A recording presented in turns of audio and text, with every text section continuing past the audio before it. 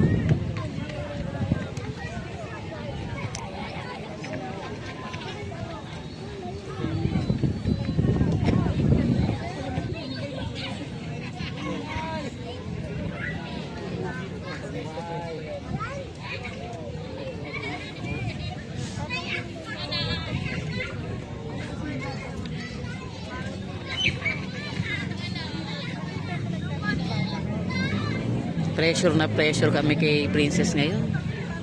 Si ang principal gusto na naman niya hand washing ang i-project. Nagpapatay ka, mukhang maglo-loan ako. Kasi gusto niya ng project, ang project ni Princess hand washing uli.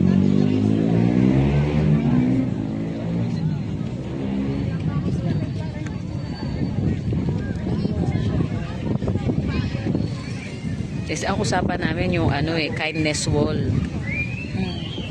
Bibili lang ako ng ng bulletin board na Tapos 'di ba may mga bata tayo na hindi nila masabi, tapos na sabihin. Tapos sila mga SELD papayuhan nila, sasagutin nila lahat doon sa kindness wall.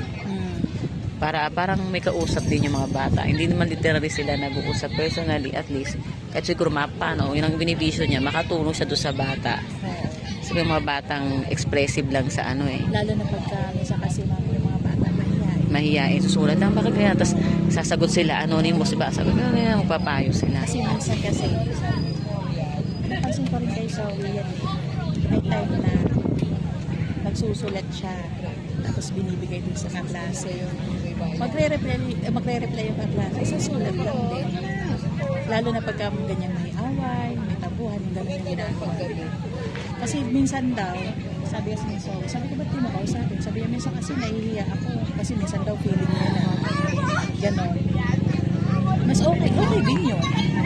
Yan ang naisip niya. Kasi mama kasi, naisip niya, kasi sabi niya kasi nung nagpaplano kami ng platforms niya, may mga na magpapakamatay do kasi hindi walang kumakausap.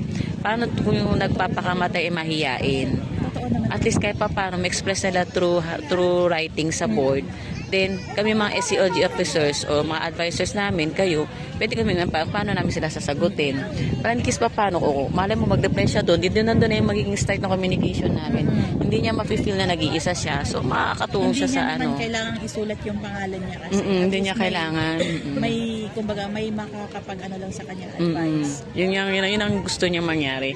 Para daw yung bullying mabawasan yung mga nagpapakamatay, sinasaktan yung sarili.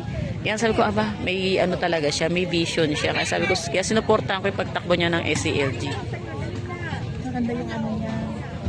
Kasi marami talagang bata na hindi nag-open yung sa parents. Marami daw. Kasi sabi, mami, kasi may kaklase nga siya, yung Athena nga, naglalaslas, ganun, masyado open. Pag gano'n naman daw kasi parang ending. Dating nagpo-futsal. Gusto noon, pinag-anunan. Kasi nga, kahit si sir, kasi nga, may siya. Ano ba yung merit ng bata? Kaya siguro Ang sabi ko na lang sa kanya, pag-focus na lang siya muna, mahalin mo na yung sarili niya.